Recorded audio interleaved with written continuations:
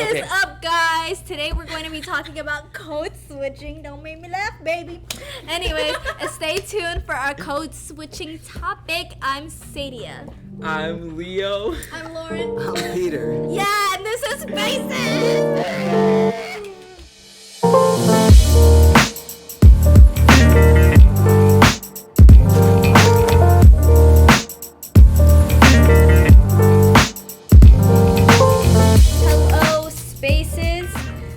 Today we're just gonna kind of jump into this topic because it is very hot in this room and we're just trying to get through this.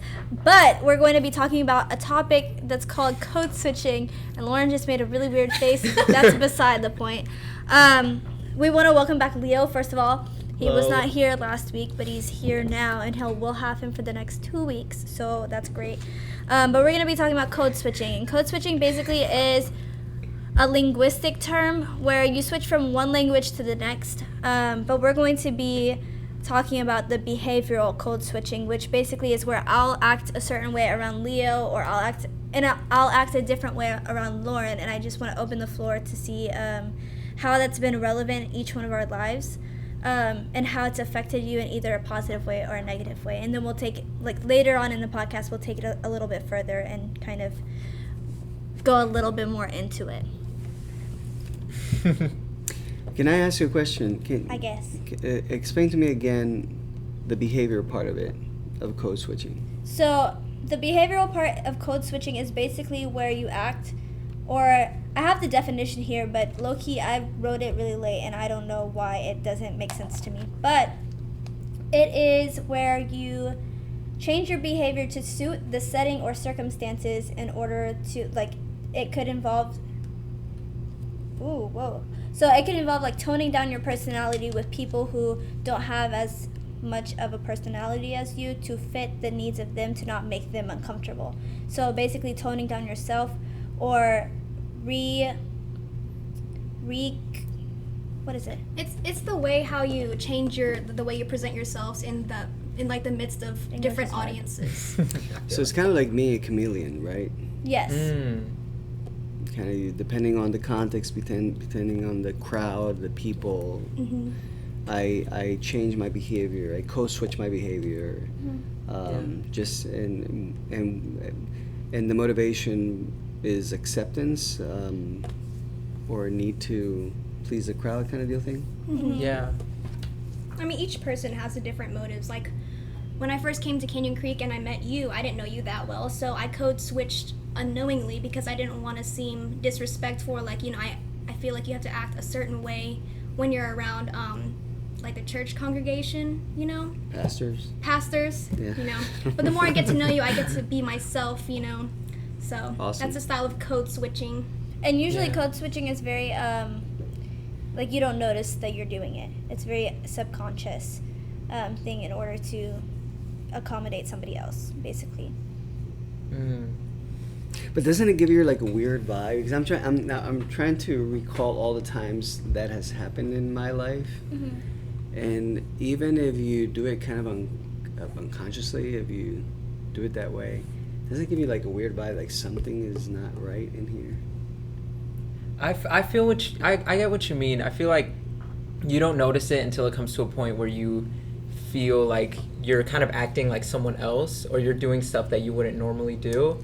That's when you kind of start becoming aware of like the situation, or whenever you start, like, for example, one thing that I do sometimes is like I agree with things that I don't actually really agree with, but I only agree with it in like the context of the place where I'm in. Like if I feel the pressure to be like, oh yeah, I know what you're talking about, or like, oh yeah, I know this, like I will say it and I won't actually like agree with what they're saying, but I will kind of like go back on my like that one belief just so I can like get that kind of sense with the people around me. Doesn't it happen that you rationalize what they're talking about, even you disagree with it, and you just rationalize so you can be there and just have the conversation kind of deal thing? Does it happen to you? Yes, a lot? Yeah.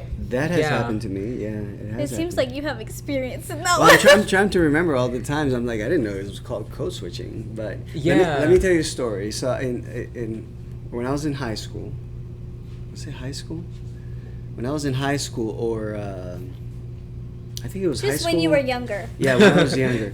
Back in the day. It was the 80s, and it was past It's like Michael greatest Jackson age moment. right there. Oh, okay. And what had come in was full blown, heavy metal and rock and all that stuff, et cetera, et cetera. Did you have like the long So hair? I got into that culture. Like yeah, the long I had rocker the, hair? I had the We can never imagine that because Peter's bald. So, Wow. well, okay, now.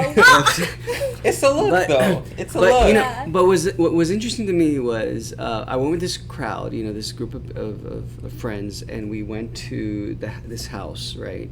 And so this guy in his room, he had like all these pictures, Iron Maiden, Dio, and all these groups of heavy metal, right? And so the big deal about them was it was all very anti-Christ, very anti-religion, very anti-God. So everything was like that way, And so he all of a sudden, when you close the room, he turns off the light, and there's this red light, and everything's like dark. And he creates like this fire in the center. They're playing this heavy metal stuff, and so I'm going with everything, and this is weird, right? Whoa. And then suddenly they take this small little cross and they start burning it. At that point, my You coach said, was. No. I'm that's done. it. That's it. That's it. Wow, That's enough. I am done. So I walked Wow. away. Funny thing, I walked away, and is so I creepy. went to town. Came back to look for my friends. When I came back, they were all spooked. They're like, Peter, can you speak about the Bible to us? So I don't know what happened there. I didn't even ask. I was like, forget about it. But I remember to what extent my code switching took me. It took me to a place where it really was breaking the boundaries of my personal self, of my convictions, my values, what I've learned and stuff like that, etc. Wow, that is so creepy. That's a bizarre story to share. Oh my gosh. Yeah, look at him now. He's a pastor. But what you mentioned before about rationalizing it, I have definitely been in that situation before where someone says something to me and I start trying to make excuses as to why they're right, and I'm wrong in the situation, even though I know that I'm right in what I believe in or what my character is. But I start kind of making excuses for them as to, maybe they do have a point, maybe this and that, and you start kind of double backing on what you really believe in. I've definitely been there before. Yeah, I hear that. I've been there too. That seems similar. I feel like everybody has been there at some point in their lives, but I want to question, why do we do that? Do you know what I mean? What is the incentive of changing or double backing, basically, or rationalizing somebody else in order to, because me hearing that, I'm oh, that sucks, oh, I'm rationalizing somebody else to where I'm wrong when I should be oh, these are the things that I believe in, and not shutting them down, but not completely rationalizing to where you believe that whatever you've grown up with and whatever you believe in is wrong and incorrect. What is the incentive to code switching to that extent?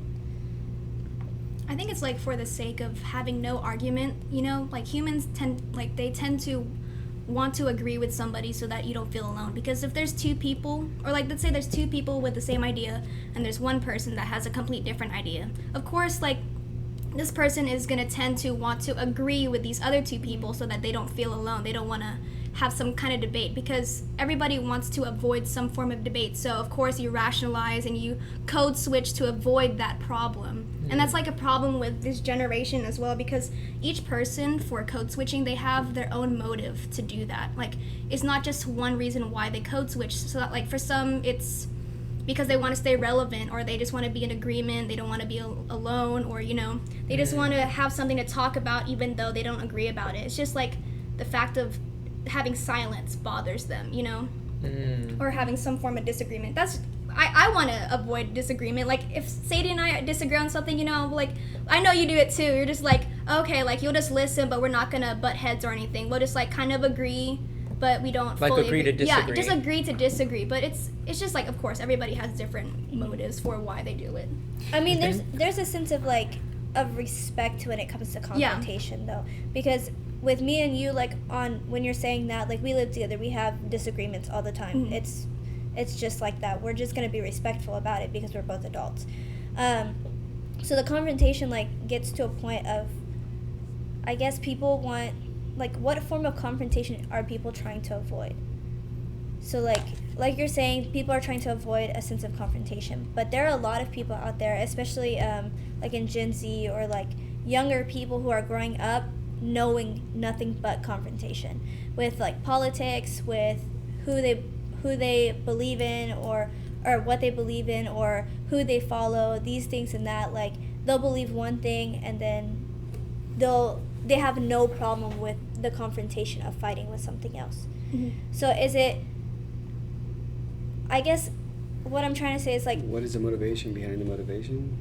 no, not the motivation behind the motivation. It's more like, is there a positive form of code switching when it comes to that? Like, not comes to the confrontation, but comes to being diverse with everybody. There is a positive because, let's say, it's important to code switch when you're being directed or you're addressing different audiences, because some audiences don't respond to the way you're speaking like the same way, you know, just like the way you would speak to an 8-year-old is not the same you would speak to, I don't know, a 23-year-old. Let's just like say that. So you have to, of course, alter, and like it's also the same way. Like if I'm speaking to an adult, of course you have to be more respectful, and like just when you're in an interview, you're not gonna act yourself. You know what I mean? You're gonna tone down, be more respectful. It's just the same way. You have to alter the way you speak so that they can understand. Especially with Christians, we have our own code switching where we can be more comfortable with each other because we understand. We have the same mindset as Christians. Mm-hmm. But for those that are outside of a religion or outside of Christianity, we have to maybe alter the way that we present our beliefs, not changing the beliefs itself, but changing the way we share it, you know, just like just like this podcast, we kind of code switched. Instead of like, I don't know, like in Pathfinders or not, okay, we'll not get into that, but in like, how am I gonna say this, in like the way that our church used to spread Christianity is like go door to door, you know, like, hey, this is like who we are, but you know, sometimes that doesn't reach everybody. Maybe it's through a podcast, or maybe it's through like, I don't know, like a praise worship team. Like there's just different forms of code switching. It's not always through linguistics, or the way through actions. So code switching has to do clarify something for me. So code switching doesn't have to do with positive or negative. It's not a positive term or a negative term. It's just a form of change. neutral. It's just a it's a form of change. It's just a form of change. Okay. It's like clear it up. Yeah. But I feel like it does have some positive and also some negative. Yeah, that's what we're saying. It's like there are ways well. of like, because depending on the person, or I guess depending on the way that you code switch. Yeah. Because to me, I could be acting like I could be super super friendly towards Lauren, and then be the biggest like meanie head for you know, children purposes. Anyways, for that we don't have to mark this explicit as Ian would like to say, but the I could be the biggest meanie head to Leo. Like that's a form of code switching, and it's a more relevant term to like younger audiences is being two-faced, basically, or like being fake, or being a snake. There's literally a fake snake. Yeah, a fake snake in the pancake. Anyways, so like there are a bunch of different terms. I know. When I get nervous, I get really rhymey. But no, like there are different terms for it. But code switching is like, and we can stop using the word code switching. That's just like what we wanted to start off with. This is more of like going into like being two-faced. That's a negative. That's a negative, because what Lauren was saying was a positive. Yeah, that's what I'm saying. Of it, so like. Yeah, as Christians, and we can take code switching one step further, because as Christians, we have to act, or it feels like we have to act a certain way towards our friends in the church other than outside of the church, because we have to hide certain things inside of the church, or we have to, like, our vulnerabilities as the church has been brought up in a lot of people's minds, and just the misconception of Christianity is that you have to be perfect. And so people code switch, or they change their personality and their character to fit more of a Christian aspect and a Christian look when they're inside of church or with church church people they know from church, even though they may not be like that outside of church. And that's where we get into people thinking that you're a hypocrite. That So, in my words, that would be inconsistencies. Because what I hear from you, Lauren, is a person, in my words, would be a mature person who knows how to read the room or knows how to read the situation or the context, and will say, okay, you contextualize. You basically contextualize with all these people, all these situations, et cetera, et cetera. In this case, I'm inconsistent. I'm completely inconsistent, and there's a lot of that in Scripture, by the way. There's a lot of those inconsistent in Scripture, and one of those is the young rich ruler. Right? I obeyed. I've done everything you've asked me. You know, Jesus says, "Have you done this? I've done all that, etc. So give everything you have to the poor and follow me." Can't do it. You see, and so I feel that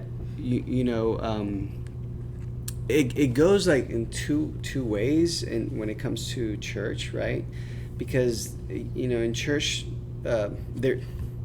there's this whole thing. There's this theory, right? This theory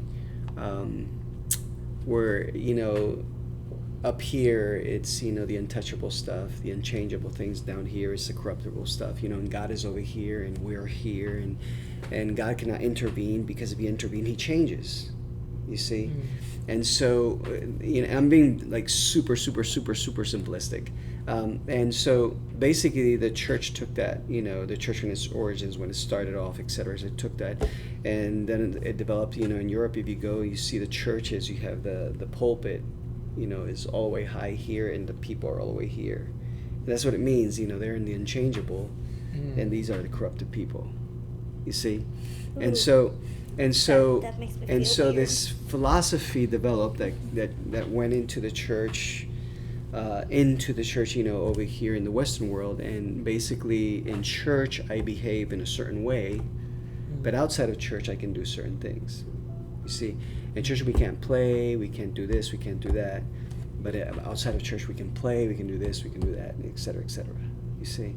And so a good story for that, or a good example, I'm sorry, not a good story, but a good sample for that would be this gentleman who sat down with me. He said, "Pastor, they're serving meat in the church." And I'm like, and she's like, "Well, we should be vegetarian." I'm like, "You're a hunter.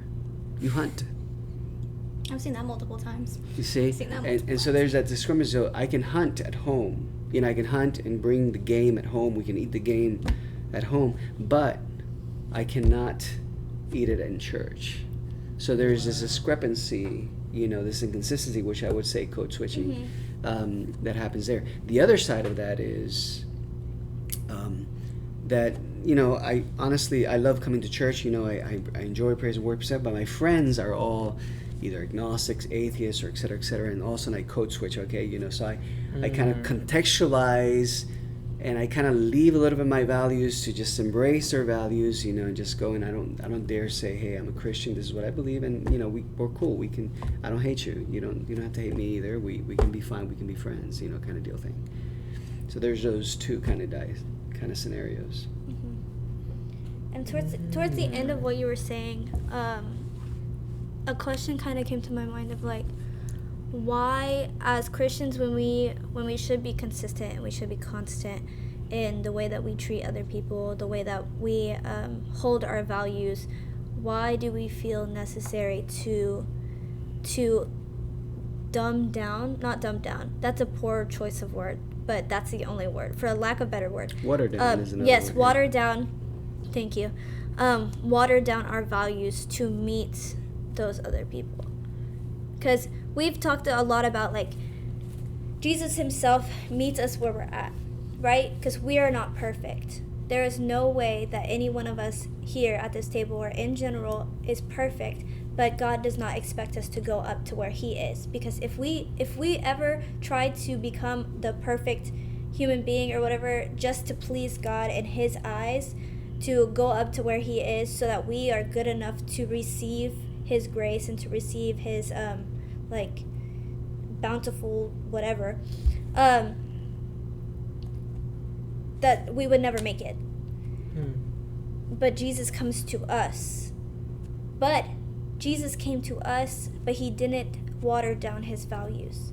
He still made it a plan or made it a point to treat us as human beings, as people, not because even though he was the holiest of holies, he's the king of whatever, people thought he was going to come in and be like this warlord or this king or do this and that, but he came as one of us. He came as a person, but he still took the values that he is and he's given and never took it. Had integrity. Yeah, he had integrity with it. And code switched in a way, because if people didn't feel like they could reach God, or they felt that God couldn't reach them because they were so evil and so sinful, he sent his own son in human form so that he could be in contact with the humans. And that's, I guess that's more of a realistic yeah, life, like, or as like people, a real life movie. Like God himself sent somebody to code switch to come down to us and give us a better view of who he really is in his mercy and his grace. Well, something you said catches my attention, and let me put it this way: for a postmodern, different than a modern. For a modern, and let me use this example. For a modern, you would sit down and say, okay, here's the Bible. From Genesis to Revelation, these are the verses. The Sabbath is the day of worship. And you would kind of prove it, through the Bible, and they would be like, okay, you proved it to me, all right? For the postmodern, it didn't happen that way. For the postmodern, it was like, so what? Because that was the fact that you could prove that the Sabbath is the right day of worship, according to the Bible, in dialogue and theology, whatever the case is, and the fact that you could say this is the correct day of worship didn't mean nothing to the postmodern. The postmodern was like, how does it affect your life? You see, and that's where I think, when you bring in the example of Jesus, that's where it comes. Jesus, his whole experience was joy. The joy of being part of this amazing kingdom, of this amazing relationship with God, and so on, etc. And I think that's what we lack. In either side, whether it's the side of the hunter or the side of where we're friends, who are non-Christians, I think it's a lack of knowing who God is, what he has offered you, how you are free and blessed and forgiven by grace, and the joy of being counterculture, of where other people hate, I love; where other people push away, I embrace; where other people reject, I search for. We are this counterculture movement of people who, in the eyes of many, seem to be weird, but it's, we transcend the colors, we transcend the political parties, we transcend all these things, and we're so, okay, I'm about you. How are you doing? And how can I share, the joy that I have with you and just offer it to you, kind of deal thing, to make it short. I think that's very important, that I think the point of departure for us to avoid that type of behavior is having a clear picture of who Jesus is and what he's done for us. Also, I think that, like, at the point, because some people, what's the word? They code switch unconsciously, no, subconsciously, not unconsciously. Unconsciously. Subconsciously, yeah. Yeah, subconsciously. And then so, like, for people to be more aware of their actions and code switching, where do you say that action becomes, like, it goes down two paths, either a positive or a negative? Where is the line? Where is the line? Like, the ultimate litmus test, I kind of want to talk about a little bit. Sorry, it was like sitting in my head for a little bit. Go ahead. Sorry, but this is kind of going back to what you were mentioning earlier about how, like, kind of what I was getting from what you were saying is that there's like a difference between being inconsistent and what you believe in and respecting someone else's beliefs. Kind of like how you were saying, where you're in a situation where you're with people who aren't Christian, and I feel like an inconsistent person would kind of agree with them and kind of like not bash God, but kind of like not stand firm in what they Like believe hide in, it? and kind of hide Like it. waver. Yeah, waver. And I feel like a person who respects that would be like, this is what I believe in, this is who I am, and I respect your beliefs, but I'm gonna stay true to myself, kind of. So yeah, I just wanted to put that out there. Like, That's it's good. It's They're more of a different types. relational. yeah, it's Yeah. like Yeah. it's like split in between. Mm-hmm. But yeah, I It's- just wanted to add that. I like It's that. it's more of a relationship with the person and respecting the person instead of like believing in what they believe in. Yeah, Definitely, instead yeah. of switching your own beliefs Mhm. to fit what they believe in. I Mhm. feel like that's what an inconsistent person would do. I feel like That's as a friendship as well, or as a relationship, one another should respect the other person's like beliefs, because everything that I believe in, Lauren's not gonna believe in. Like, I don't know, I may believe in some weird stuff that she does not agree with, or that you don't agree with me, and like there's certain things that all of us with experience have experienced, and we've built our beliefs on certain things, but we also respect that. Like, we can have a debate, or a debate like this, agree to disagree kind of thing. I'm not gonna say argument, because you can disagree with somebody and talk to them without being confrontational, without being mean and hurtful, and you can have all of that, but that comes with a relationship. And so I feel like respecting of that other person and their beliefs, and not pushing yourself or your beliefs onto that person, is probably one of the healthiest things you can do in a relationship. Which even like, I don't even know where, I had something else in my mind. It'll come back to me eventually. But go ahead. The Bible says, let's reason together. You know, Mhm. the God is basically talking with human beings, saying, let's reason together. You know, and I think that's very important, that we have the ability to have those conversations. Now, one thing that we need, and this is why our point of departure has to be our conviction. If you're a Christian, of course, if you're a Christian, your point of departure is the Bible and what Scripture talks about God, you, and what He's done for you, etc. And so there's a difference between what the Bible speaks about the issue and what your experience is not the That's so true. biblical Mhm. story. You see, Mm-hmm. God used that experience to talk to you, to work with you, and so on, etc. And you have that experience, and so that experience is good, to relate, to empathize, to contextualize, etc. But the departing point is always going to be Scripture. It can't be philosophy. It can't be my experience or how God reached me, or it has to be Scripture, because God reaches us in different ways, and He grows us in different ways.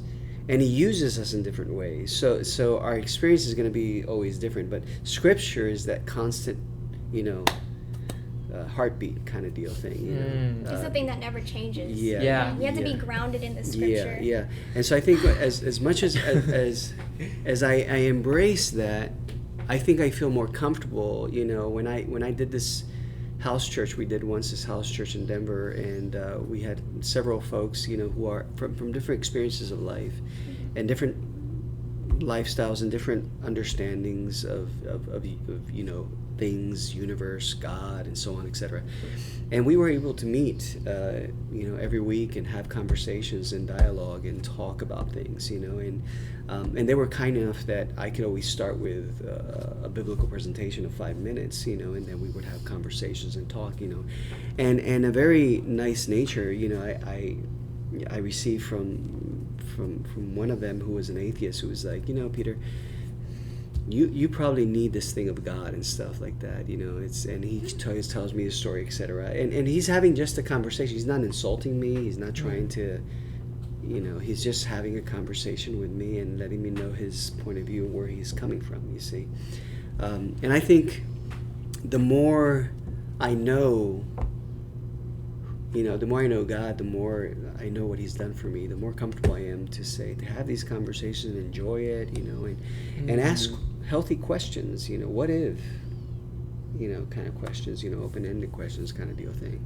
And not feel like attacked, or not feel like he's making you feel less or anything like that. Or attacking or imposing. Because one of the things that we get from the moderns, and thank God for the moderns, because they built this incredible platform for all of us. But one of the things is they would say, this is what is right. I gave you the evidence. I'm sorry, I gave you the evidence. I gave you the evidence. This is right. You need to believe it, kind of deal thing. And so we went to in this era. We're in a post everything. We're like, okay, thank you. But this is my opinion, kind of deal. So we have to be like, I think, more conversational in either scenarios, because I think we have to ask the question, if I personally am in the church and I have to code switch because I'm in church and then outside I'm another person, then I need to ask some serious questions. Why am I doing this? And what is the integrity here? What is the benefit? And how is this working? Does this make me happier? Is it making me joyful? Kind of deal thing. Yeah, I also think that's where the confidence, the maturity, and the respect kind of come from. When you know whether to differentiate between if you feel like you're being attacked, or if you're being more respectful, just listening, but not going against your own beliefs. Like, you find that confidence, maturity, and respect when you know that your values and your faith is grounded on Scripture and on the Bible, so that you can just listen to somebody, but you know that your truth is the truth when it's grounded in God's Word, rather than based off your experiences. You know what I mean? So I think that's why it's so hard for Christians nowadays, because, like we said before, they don't want to offend anybody.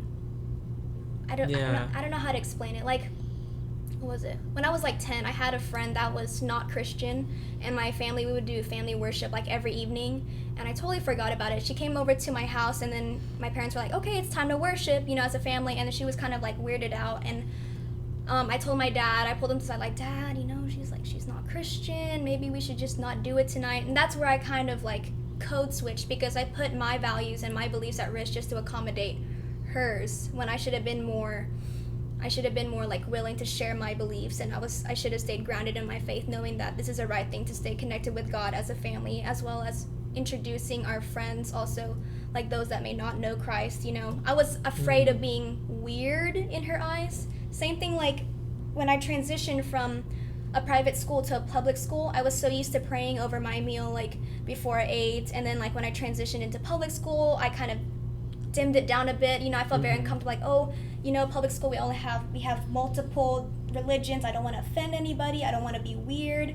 So I was very guilty of that as well, when I should have been firm in my beliefs and had that confidence while I was doing, or I could have kept praying over the things that I've done every day, but at the same time not felt that I was going to offend anybody, because I know that it's my truth, and I know that I'm grounded in what I believe in, not let my faith or my actions waver because I have the fear of offending somebody or not being accepted for who I am.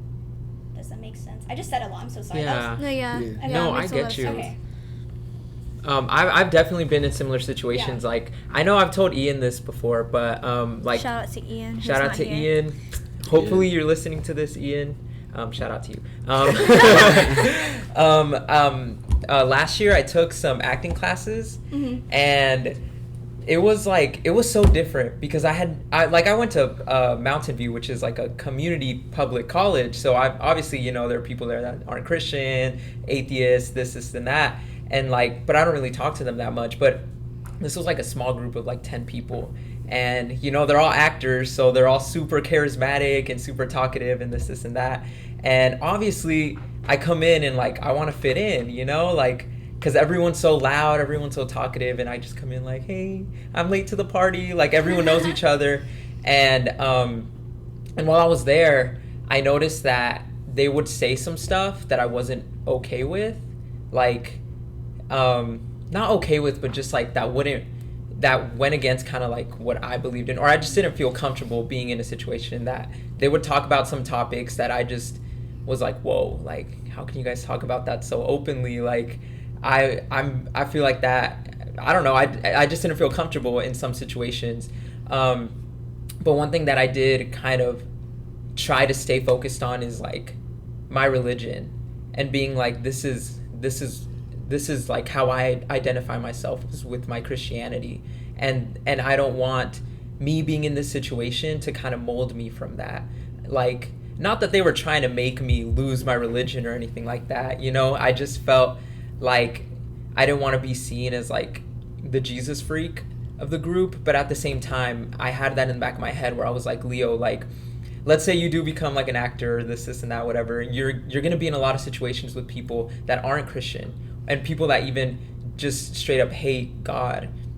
How are you going to react to those people if you don't know how to react to this small group of like 10 people? So I was sitting there and I was like, Leo, like, no matter what, you can't lose that. You can't lose that part of yourself. So like after class, we would all go out to eat and like they would be drinking and stuff like that. And like I was like, you know, I was 18 at the time, or no, I think I was 19. Yeah, I was 19 at the time. So obviously, you know, underage. So I was just sitting there, and then I would start talking to this one girl who she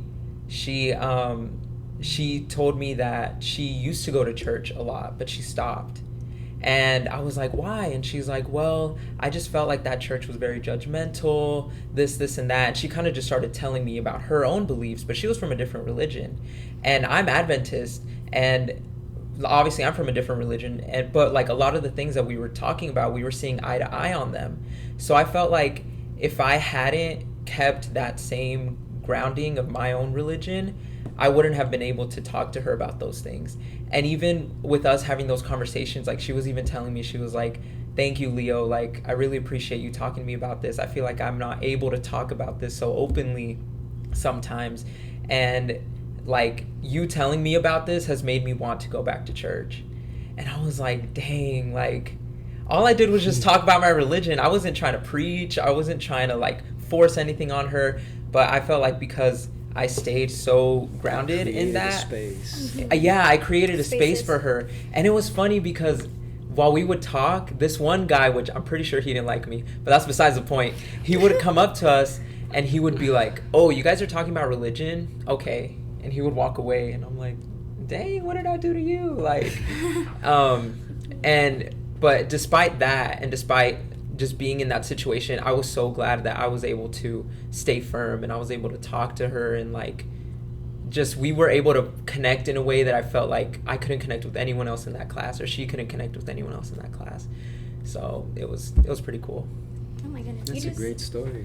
Yeah. You must have been so scared. I was so terrified. I like walked in and everyone was just so talkative. And like sometimes I can be talkative, but you know, when there's like a bunch of like outgoing people, you just kind of stay in your shell. At least me personally. Your story reminds me of a code switching moment in the Bible. If I'm understanding this code switching thing right. And that is the story of Esther. Because Esther's name is Hadassah. That's the Hebrew name. The Esther is Ishtar, comes from Ishtar. It's a pagan kind of name. It's a pagan god, you know, and so goddess basically. And so Esther, you know, she lives a moment of code switching. You know, she's in the Persian rule, and she's in that court, and she's doing all these things, etc. And all of a sudden, you know, to make the story short, Mordecai, her uncle, calls her out. Hey, for a time such as this, God has appointed you there, etc. And then she has this incredible role, and she understands. She comes to this place where she says, okay, wait, this is who I am. You know, and she stood up, and because of the action she took, you know, the Jews are not eradicated, you know. And so there's something beautiful of the story you just shared, because we do struggle. You know, let's be honest. All of us, you know, because it's interesting. A lot of the folks who have other lifestyle beliefs and stuff like that, they just have a normal conversation with us. For some reason, in our head, we're stuck with, you know, if I have this conversation, what they're gonna think, you know, and we get all freaked out about it. And if we just had the normal conversation like you just have the talk. You know, it's just a talk, right? Mm-hmm. Yeah. And God knows how to use talks. He knows how to do a thing, you know. So I want to affirm you, because first of all, you, even though you struggled, you still, you came back to your Hadassah moment, you know. You say, okay, this is who I am. So it's good to have this conversation, you know, to do, you know. And I think that's very important for us to understand that, you know, usually we try to avoid, we stay in this bubble. and the joy of the Bible, and the joy of grace, and the joy of salvation, the joy of who God is, and this beautiful thing called Christianity is not for a bubble. It's to be shared everywhere. The Pop thing that is, bubble, baby. exactly, Pop that bubble. exactly. Make it disperse. The thing is that we have defined, like everybody has, like for a while, Christianity defined that this is the only way you can share it, which is doing these big preaching moments and and blah blah, etc. And what if God can use different people in different circumstances, in different contexts, like used you, Leo? It's all in the Bible. That's the whole Bible right there. He used different people in different Yeah. circumstances. And suddenly this person says, I want to go back to church. What she's really saying is, I love God. I want to go. I want to feel warm with Him again. Mm-hmm. That's what she's really saying. And that's powerful stuff. And I think we need to understand those dynamics, because we, as in this generation and the generation that's coming next, I think integrity in who we are and what we believe is something that's really relevant and important. And especially in a world that is post something, you need to stand for something. That's so important, And I personally, choose to stand for what I believe in the Bible and the conviction that I have as Adventist. I stand to believe for that. Wow. That's really good. That's really good. That's some good stuff, guys. That's some good stuff right there. I mean, Good nuggets. with that alone, that sounds like our action step right there. Is Pop that bubble. diffuse. I was definitely going somewhere else with it, but yes, pop that bubble.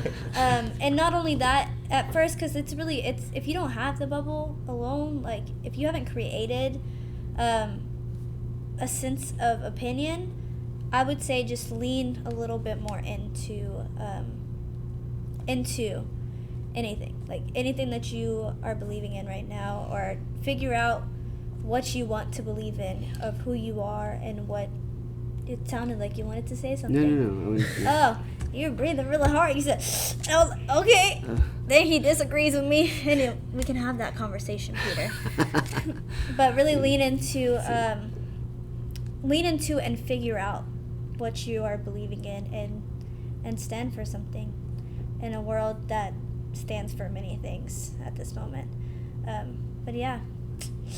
Thank you guys so much for joining us. We'll see you next week for Spaces. Spaces out.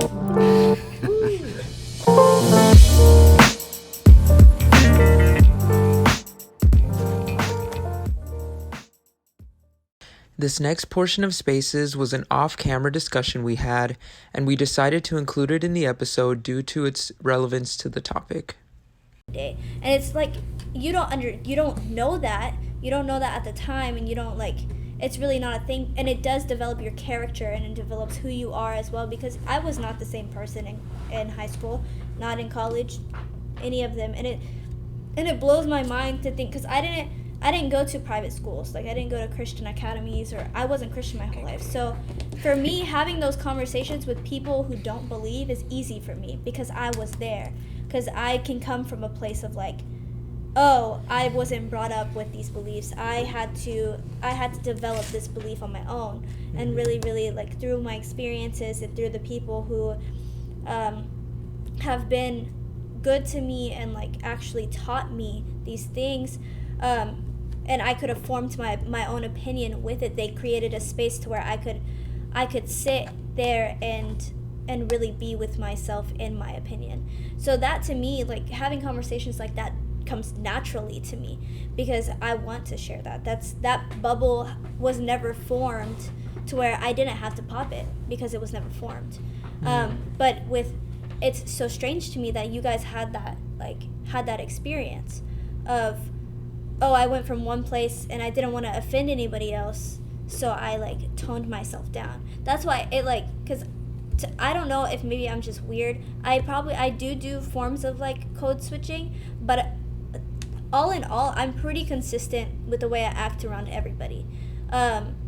Even children, for the most part, like the way I talk to Ezzy and the way I talk to my sisters and the way I talk to my brothers, like, it's pretty much the same way. I'm not gonna curse in front of children because, that's inappropriate, or I'm not gonna say certain things because it's inappropriate. I don't want to break their sense of innocence. But like, there are forms of code switching there, but all in all, I pretty much talk the same way, with a certain sense of respect, with a certain sense of like relationship, even if I don't know somebody. Like, you can be homeless and I'm going to talk to you the same way that I would talk to my mom or my father if I, whatever. Or like my sisters and brothers. So for me, it's like, it's strange to hear that. That's why it makes me uncomfortable. It makes me uncomfortable when other people do that with me. If I like see or do it in front of me, kind of thing. Like, that's why I pointed out sometimes with you, and like, it's no blame or anything, but like, I just see that because I have a deeper relationship with you than you have with other people, and that's a sense of code switching to where like you don't feel as comfortable with those people, so you can't act the same way you act with me. And so it really depends on motive, and it really depends on like who you are at that time. Because me in high school, I went through this whole phase of like, oh, Jesus, even though I didn't know that much about Jesus, I was like, oh, this is how he transitioned my life. I'm pretty sure he can do the same with yours. But for me, I had to go through very, very big events and very big transitions to get to the point of acceptance. I had to get to a place of I didn't have to worry about where I was sleeping or if I was going to eat that night or how to take care of my brother. I had to get to a place of safety before I felt safe letting somebody into my heart, letting Jesus into my heart. Does that make sense? And kind of what you were saying is that you needed those things to kind of get to where you were. Mm-hmm. That kind of relates back to what you were saying about having those transition friends, where I feel like if I didn't have those transition friends, I feel like I wouldn't have seen the things that I didn't want to be, or the certain attributes that I didn't want to have. The good attributes. Yeah. The good, bad. And the ugly. I wasn't going to say that. What did Mike say that one time? He said the good, bad role models, basically. Yes. Something like that. I don't remember. It really stuck exactly, with me, but I don't remember exactly what he said. Because I've had friends in the past where I felt like I was only friends with them because there were only 5 people in my class. I went to a small private school, so I didn't have many options. And I felt like I kind of had to fit this mold while I was around them too. Like because they were the only people that I hung out with, I felt like I had to be like them. And because of that, I started letting go of pieces of myself. And then as I'm growing older and I'm like looking back on how I was back then, like I started seeing that I didn't like those things about myself. And I felt like those transition friends, if people have them now, I feel like it's still important to have those people in your life, because that way you can see what you don't want to be or what you don't want to believe in. I mean, there's 2 different ways that can go. Like, having transitional friends isn't necessarily a bad thing. It's like with your values and how you see the situation. Like, when I had transitional friends in high school, like it showed me like I don't want to be the same person like I was in high school. I want to rise above, be different. But also, like, it's also an opportunity to where you can either transition with them or you can change them. You know what I mean? So it's either rather than conforming to the world or to the specific group, you stay firm in your beliefs, and then you rather have a bigger and healthier impact on them rather than letting them change you. Yeah. Which I think is a place where Peter was coming from earlier, about how as Christians we are anti-culture. We're anti, like... Counterculture. Yes. Sorry. Thank you. Counterculture. To where we don't conform to culture. We are here to set a new culture, to make a better culture, basically. And with transitional friends, we don't know in that time that they're transitional friends. Just like in relationships, like romantic relationships, there are boyfriends that I've dated who they've made me realize what I don't want in a man and what I do want in a man, Like, those are transitional relationships, but you don't know that because it's just transitional relationships are very like iffy. But there's always a quote that I like to say, especially if somebody comes to me and like, oh, my boyfriend broke up with me, blah blah blah, you know, or if I feel like that, I'm always like, there are people who are put into your life either for a lesson or for a lifetime. And most of the times, people are put into your life for lessons, because a lot of the transitions in your life are transitions to either make you or break you, basically. So you'll either stay into those relationships and not grow from them, or that person will grow with you forever and ever. Just like with marriage, you went through relationships, boyfriends or girlfriends. You went through those relationships to get to the person that you will be with for the rest of your life, or plan on being with for the rest of your life. We can go into the whole choice of like, you choose to love that person every day, blah blah, you know, because it's a pain in the butt sometimes to love a person, but it's a thing that is a choice of you loving that person every time. Anyway, that's a different topic. But you're going through those relationships to get to your forever friends or your forever people. But the thing is, like, everybody can be a transition friendship and everybody can be a transition relationship.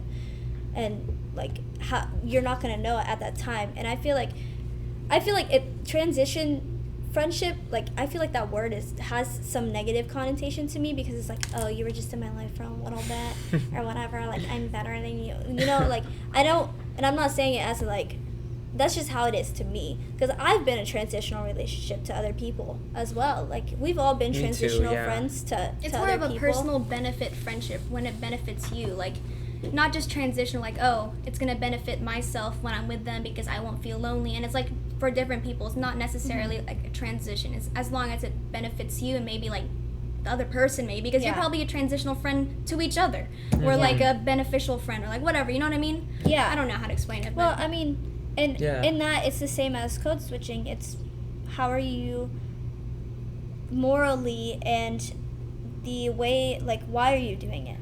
That all coincides with morals, and like it coincides with who you are as a person at that time and who you become. Because there are friendships that I've gone into, and then I'm like, whoa, I don't want to be in this anymore. Like, I'll head out. Like, what am I doing?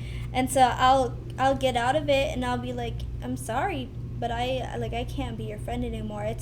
It's coming to a point where you're affecting me in a negative way, to where I'm tired and I'm exhausted emotionally, and you're just sucking the life out of me. And I don't think relationships should be like that at all. Friendships shouldn't be. You shouldn't tire each other out all the time. And even if it's a transitional or a beneficial thing, as Christians, I feel like building relationships with people is not supposed to be like that. But even as like leaderships in the church or Christians in general, we do give a lot.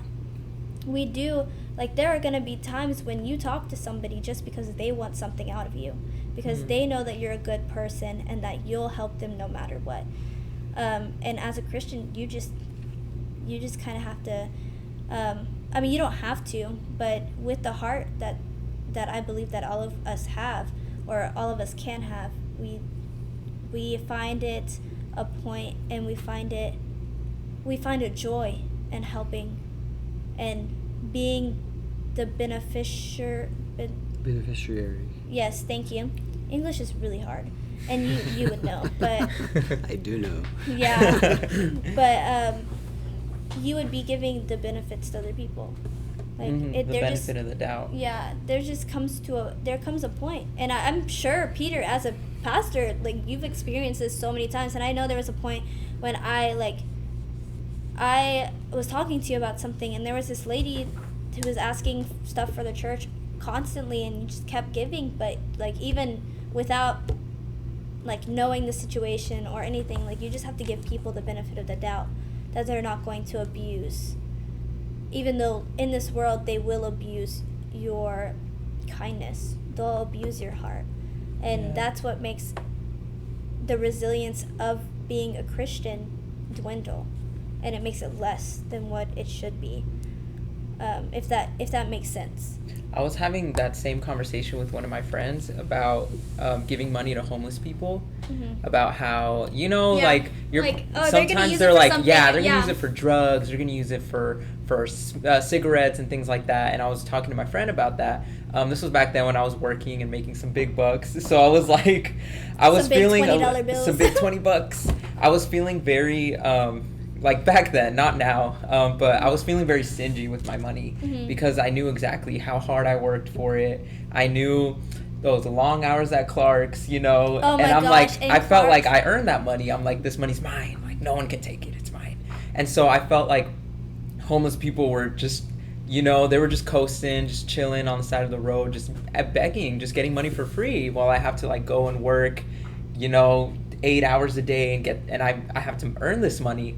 And I talked to my friend about that, and he was like, Leo, like, that's such a dangerous mindset to have, because we as Christians, we shouldn't see all like homeless people as they're trying to use it for something bad.